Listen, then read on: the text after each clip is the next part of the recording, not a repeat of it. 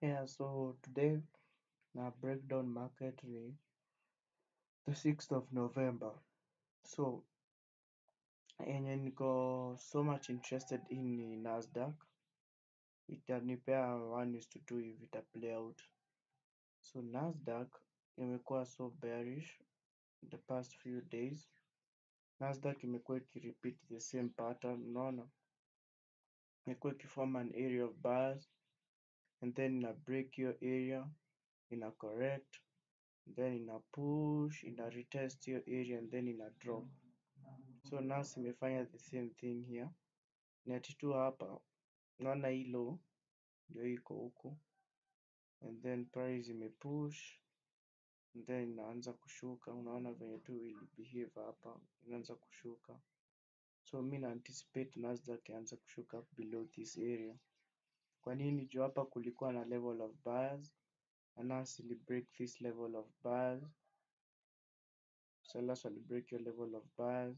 Buyers wakaingilia huku juu wakapush price wakashindwa kubreak hapa kwenye sellers walikuwa. Unaona venye nimeweka vizuri. Then kumeanza kuwa na market structure shift. So what am anticipating? Sorry. So what I'm anticipating, nimeingia kwa the 30 minutes time frame, kwa the lower time frames. Ukiangalia vizuri, this is a very clean market structure shift. Look, lower high, maybe ni lower high inaenda kutengenezwa, then price inaweza endelea tu kufanya hivyo. So I'll be looking to target that area. Na stop loss, if nitaingia hii trade, most probably nitaweka the stop loss hapa, slightly above your area, and then take profit target huku chini. Itakuwa very good 1:2. So hiyo ndio trade niko interested nayo. Nasdaq. So tuangalie gold. Gold, like literally gold. Gold iko kwa very weird state. Kenye inafanyika na gold, acha tu ni explain in a very short way. Na hii nitaacha kusema. It's signs of a stupid person. So like gold imekuwa in an accumulation stage. Accumulation ni kwenye buyers na sellers wanapigana, which means a lot of money is here. Bruv, a lot of money is here.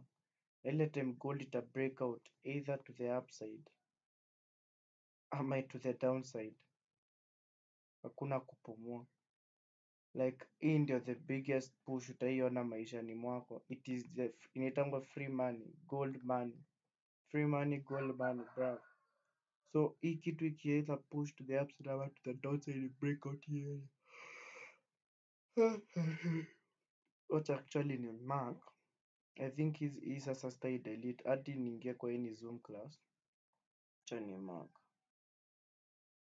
So like literally ikibreak either of these sides, price will push in a very powerful way. So gold jana tuliingia sales hapa. Tulikuwa tuna target huku chini. Market ika reverse, stop loss ikakuwa hit. What are my views on gold? Gold inaonekana like sahi iko in an indecision area. So nataka kuona vile gold itafanya ikikuja approach our level of sellers, ishinde kubreak our level of sellers, ishuke ama ikuja beneath the area, tunaweza consider sells, unaona? Lakini ikikuja mpaka kwa fucking level of buyers wa break out and then wafike hii area wa break out iende hivyo and then ipush above hii zone. The market structure ina support, like market structure iko so much against our level of sellers wako huku juu.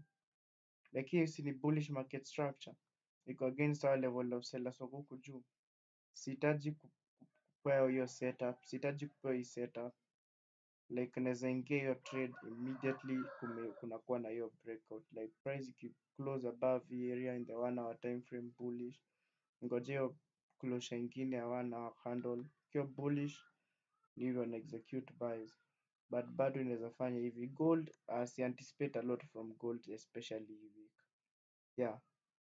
Bitcoin, bado mi naona Bitcoin iko bearish.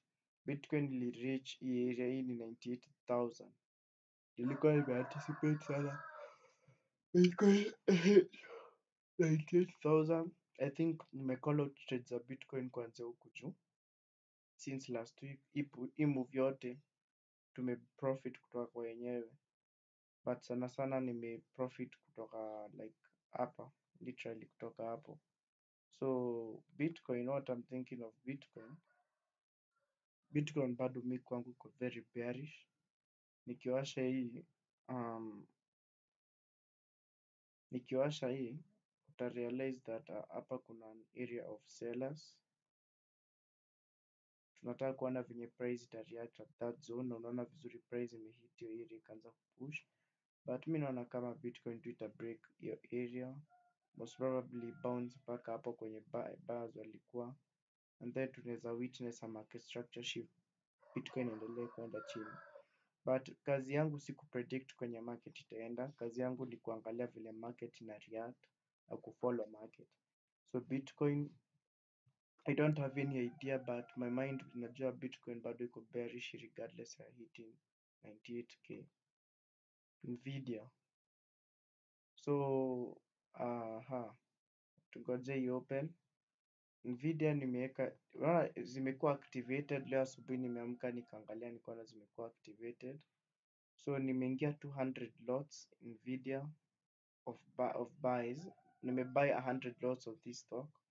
So mimi prediction yangu ni Nvidia itakuja ichezee huku chini chini, then ianze kupush sasa juu, tuone hii stock ikipush mpaka juu.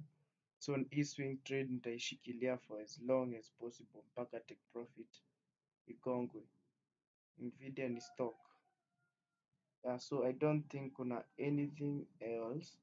Acha tuangalie kama ile USD JPY ili hit take profit ama ili reverse.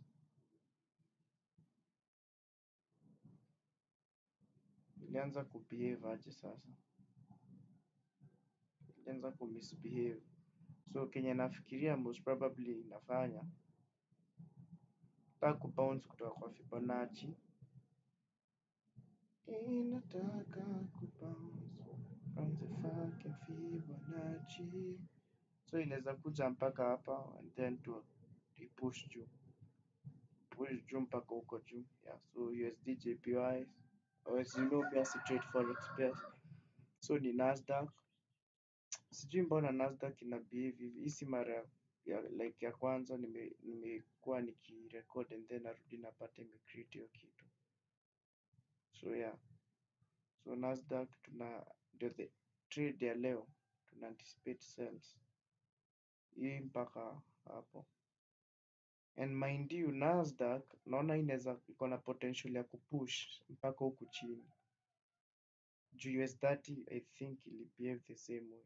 Mi naona Nasdaq iko na potential ya kupush pa. So hadi price ikihit hii zone, kama sitaona reactions, naweza continue kuhold, maybe nigonge hiyo 1:4.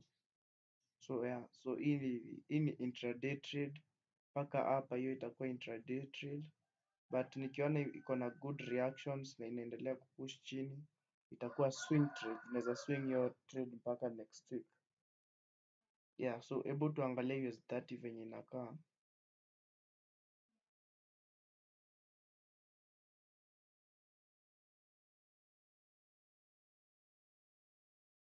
US30 ili hit the same area, lakini US30 iko na very clean bullish structure. Like this now is a clean bullish structure. Juu unaona vizuri hapa kulikuwa na level of sellers, wamekuwa broken out, wameingilia kwa market huko juu, wamerudisha price chini. So yeah, this is a very clean bullish structure. Maybe not, Nasdaq inaweza follow, but me I trust analysis yangu ya Nasdaq sana. So this trade can go for a lot of pips. This trade can go for a lot of pips if it happen. If it happen, it can go for a lot of pips. But I won't be trading US30, strictly Nasdaq. So yeah, wacha tuone venye. Unaona hii kitu imebehave hivyo tena. So wacha tuone vile Nasdaq ita behave. Wacha tuone vile Nasdaq ita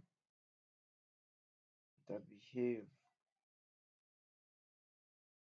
Hadi US30 ina behave the same way. Haya, sawa.